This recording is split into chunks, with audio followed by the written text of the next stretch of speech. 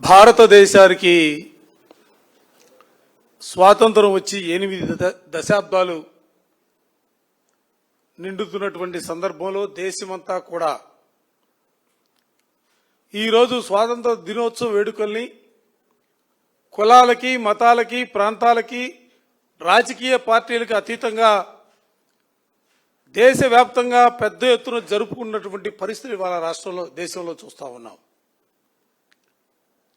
ఎందుకంటే ఆ రోజు స్వాతంత్రం కోసం పోరాడినటువంటి ఆ క్షణాలను, స్వాతంత్ర పోరాటంలో అసూలు బాసినటువంటి మహానుభావుల జీవితాలని గుర్తుకు తెచ్చుకుంటూ బ్రిటిష్ సామ్రాజ్యవాదుల్ని ఈ దేశం నుండి తరిమి కొట్టడానికి ఉద్యమించినటువంటి ఉద్యమాల చరిత్ర అంతా కూడా దేశం యావత్తు కూడా మననం చేసుకున్నటువంటి పరిస్థితులు ఇవాళ ఈ దేశంలో ఉన్నాయి. ఒక పక్క ఇటువంటి పరిస్థితులు ఈ దేశంలో ఉన్నప్పటికీ ముఖ్యంగా ఆంధ్ర రాష్ట్రంలో చంద్రబాబు నాయుడు నేతృత్వంలోని ఈ ప్రభుత్వం ఒక దుర్మార్గమైనటువంటి ఆలోచన కలిగినటువంటి ప్రభుత్వంగా నియంత్రిత పోకడలతో నిరంకుశవాదాన్ని అడుగడుగునా కూడా నింపుకొని ఈ రాష్ట్రంలో ప్రశ్నించే ప్రతి గొంతును కూడా నొక్కడానికి ప్రయత్నాలు చేస్తున్నటువంటి పరిస్థితులు, అన్యాయాలను ఎదిరిస్తే అక్రమ అరెస్టులు చేసి జైల్లో పెట్టినటువంటి వైనాల్ని 2024లో ఈ ప్రభుత్వం అధికారంలోకి వచ్చిన తర్వాత ప్రతిరోజు కూడా పేపర్లో చదువుతూ ఉన్నాం, ఎలక్ట్రానిక్ మీడియాలో చూస్తున్నటువంటి పరిస్థితులు ఉన్నాయి. నిజంగా మేము అనుకున్నాం, కనీసం దేశానికి స్వాతంత్రం వచ్చినటువంటి ఈ వారం రోజుల పాటైనా ప్రజాస్వామ్యబద్ధంగా ఈ ప్రభుత్వం ముందుకు సాగుతుందేమోనే ఆలోచన కొంతమంది ప్రజాస్వామ్యవాదుల్లో ఉన్నటువంటి పరిస్థితులు. కానీ మేము అతీతులం కాము. మేము ఎప్పుడు కూడా మేము ఏదైతే అనుకుంటా ఉన్నామో, మేము ఏదైతే ఈ ప్రభుత్వంలో మాట్లాడే ప్రతి గొంతును కూడా నొక్కాలనే ఆలోచన కలిగినటువంటి వ్యక్తులుగా మాకేమీ స్వాతంత్ర దినోత్సవ వేడుకలు కూడా మాకు అవసరం లేదనే భావంతో ఒక దౌర్భాగ్యమైనటువంటి పరిస్థితుల్లో ఇవాళ ఈ ప్రభుత్వం ముందుకు సాగుతున్నటువంటి వైనాన్ని చెప్పడానికి కూడా నాకు కూడా బాధ కలుగుతూ ఉంది. ఎందుకంటే స్వాతంత్ర దినోత్సవం సంపాదించుకున్నటువంటి రోజులు ఈ రోజులు, త్యాగాలతో కూడినటువంటి రోజులు ఈ రోజులు, బలిదానాలతో కూడుకున్నటువంటి రోజులు ఈ రోజులు. ఇటువంటి రోజున సమాజానికి దారి చూపే ఉపాధ్యాయుల్ని, సమాజానికి మంచి చెడులను చెప్పగలిగినటువంటి స్థితిలో ఉన్నటువంటి ఉపాధ్యాయుల్ని ఈ రోజున వాళ్ళు ప్రశ్నించారని, వాళ్ళు ఉపాధ్యాయ సమస్యలపైన మాట్లాడారని కనీసం స్వాతంత్ర దినోత్సవం అనే ఆ రోజు అనేది కూడా మర్చిపోయి వాళ్ళని సస్పెండ్ చేసినటువంటి తీరును చూస్తూ ఉంటే ప్రజాస్వామ్యవాదులందరూ కూడా సిగ్గుతో తల ఉంచుకునే పరిస్థితులు ఇవాళ ఈ రాష్ట్రంలో కనిపిస్తూ ఉన్నాయి. నేను సూటిగా అడగదలుచుకున్నా, ఆ ఉపాధ్యాయ సంఘాలకు సంబంధించినటువంటి నాయకులు చేసిన తప్పిదం ఏంటని అడుగుతా ఉన్నా. ఇన్ సర్వీస్లో ఉన్నటువంటి ఉపాధ్యాయులకి టెట్ ఎగ్జామ్ రాయాలనే నిబంధన పెట్టినటువంటి పరిస్థితుల్లో ఎప్పుడో 35 సంవత్సరాల కిందటో 40 సంవత్సరాల కిందటో వాళ్ళు ఉపాధ్యాయులుగా ఉద్యోగంలో చేరున్నారు. అటువంటి వారికి ఇవాళ ఎగ్జామ్ పెట్టడం న్యాయం కాదు, ప్రభుత్వాలు పునరాలోచన చేయాలా అనే ఆలోచనతో ఆ సమస్య పైన మాట్లాడడానికి ఢిల్లీ వెళ్తే సస్పెండ్ చేస్తారా? కనీసం షోకాజ్ నోటీస్ కూడా ఇవ్వరా? వాళ్ళ వివరణ తీసుకోరా? అధికారం చేతిలో ఉందనే భావంతో సస్పెండ్ చేసేస్తారు. అసలు ఇదేమి దౌర్భాగ్యం? అంటే మీరు ఈ సమాజానికి ఏం మెసేజ్ ఇవ్వబోతా ఉన్నారు? స్వాతంత్ర దినోత్సవాలు జరుపుకున్నటువంటి ఈ రోజున మీరు అంటే నల్ల చట్టాలను తీసుకొద్దామని ఆలోచన, లేదా రెడ్ బుక్ రాజ్యాంగాన్ని ఈ రాష్ట్రంలో అమలు చేయాలనే తలంప, కనీసం ఆలోచన చేయాలి కదా. వాళ్ళేం సంఘ విద్రోహ శక్తులు కాదు కదా,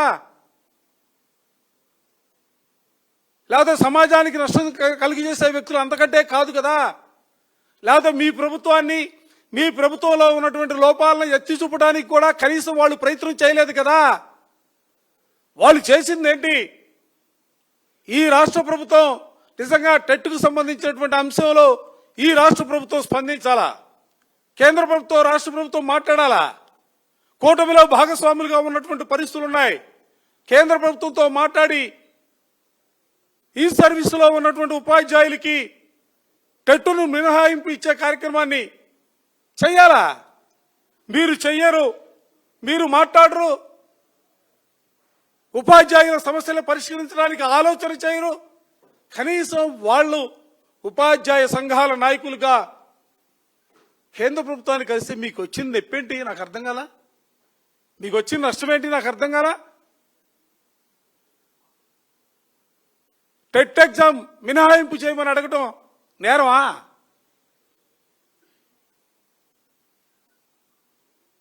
ఇవాళ సమాజానికి మీరు సమాధానం చెప్పవలసినటువంటి పరిస్థితులు ఉంటాయి.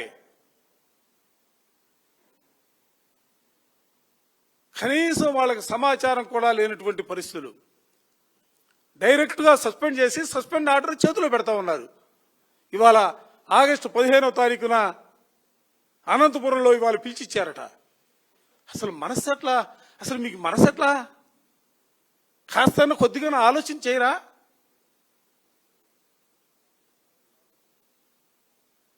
అరే దేశమంతా సంతోషాలతో స్వాతంత్ర దినోత్సవ వేడుకలు జరుపుకున్నటువంటి ఈ వేళ మీరు సస్పెండ్ చేసే కార్యక్రమం, దట్టు ఉపాధ్యాయ ప్రతినిధుల్ని.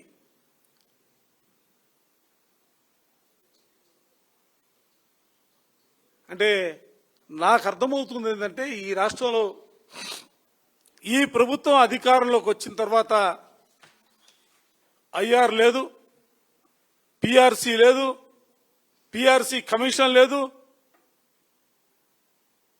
5 డిఏలు పెండింగ్ ఉన్నాయి. బహుశా రాష్ట్ర చరిత్రలో 5 డిఏలు పెండింగ్ ఉండటం అనేది ఎప్పుడు కూడా మనం విననటువంటి మాట. ఏరియర్స్ సుమారు 30,000 కోట్లు ఉన్నాయని చెప్పి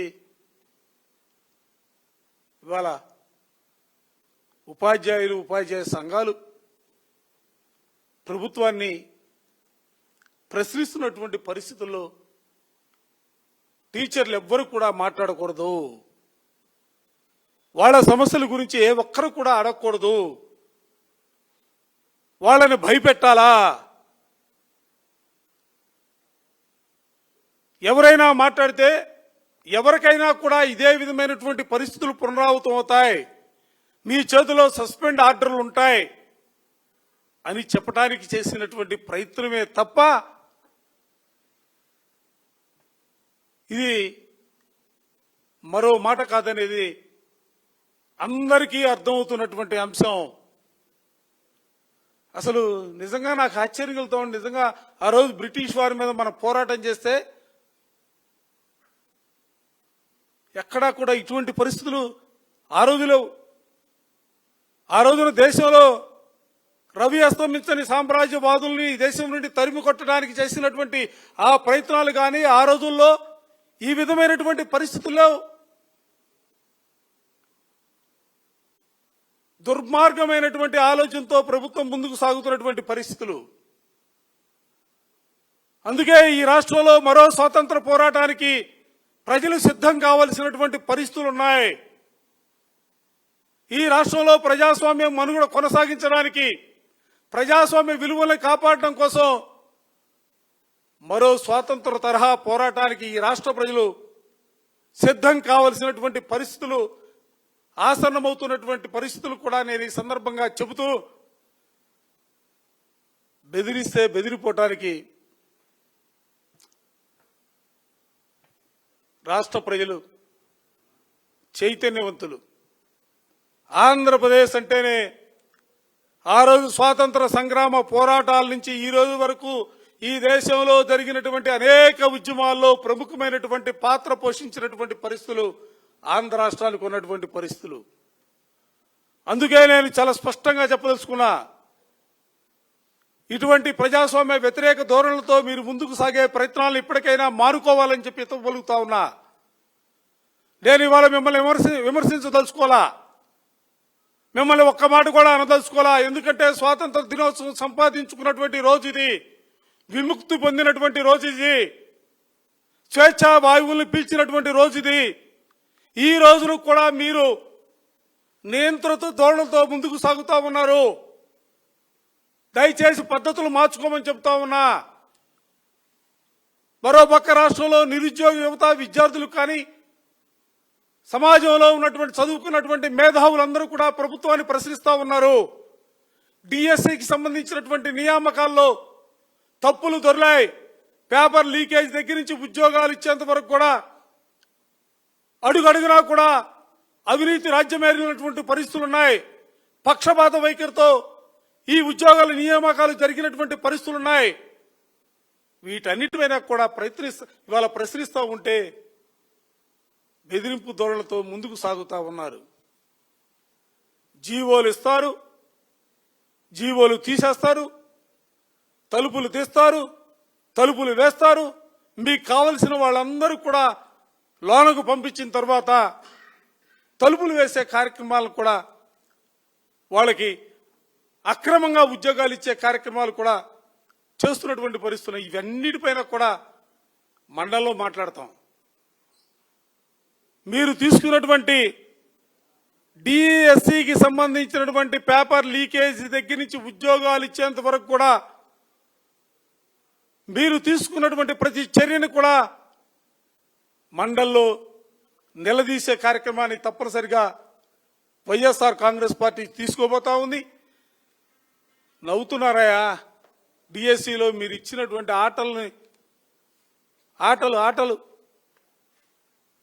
అంతర్జాతీయ గేములు అన్నారు.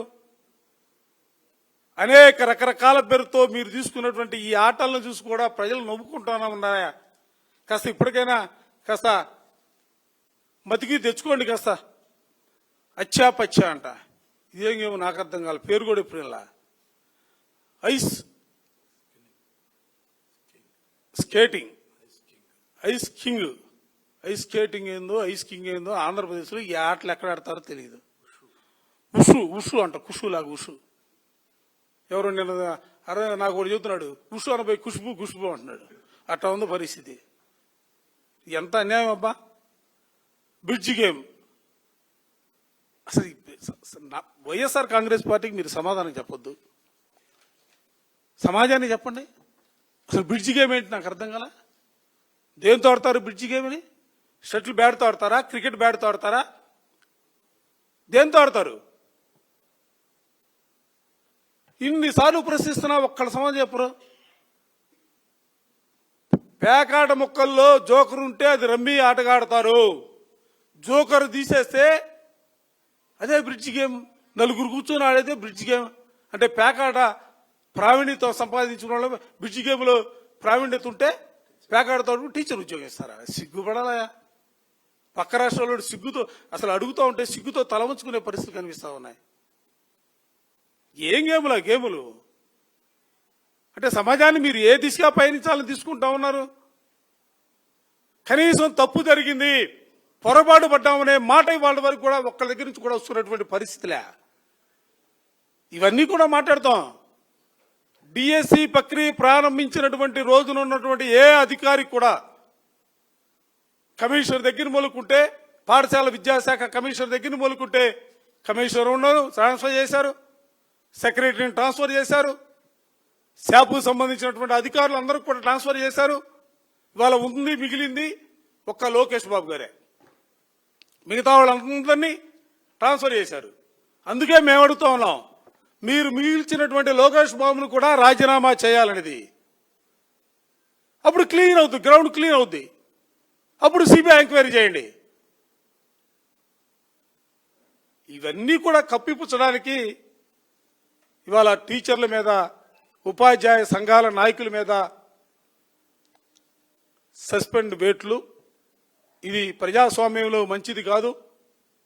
ఈ విధంగా ప్రశ్నించిన ప్రతి వారిని కూడా సస్పెండ్ చేసుకుంటూ పోతే, లేకపోతే ప్రశ్నించిన ప్రతి వారిని కూడా జైల్లో పెట్టుకుంటూ పోతే, ప్రశ్నించే ప్రతి వాడిపైన కూడా అక్రమ కేసులు బనాయిస్తూ పోతే ఈ రాష్ట్రంలో అది ప్రజా పరిపాలనలో మీకంటే బ్రిటిష్ వారే బాగా పరిపాలన చేశారనే భావన కూడా ప్రజల్లో కలగబోతా ఉందన్న అంశాన్ని కూడా ఈ సందర్భంగా చెబుతూ, వాళ్ళనే ఎదుర్కొన్న వాళ్ళం, వాళ్ళ మీదే పోరాటాలు చేసిన వాళ్ళం, నీ మీద పోరాటం చేయడానికి, నిన్ను ఎదుర్కోవటానికి ఎక్కడా కూడా భయపడే పరిస్థితులే ఉండవన్న అంశాన్ని కూడా ఈ సందర్భంగా మీడియా ద్వారా ప్రభుత్వానికి గట్టిగా చెప్పదలుచుకున్నాం.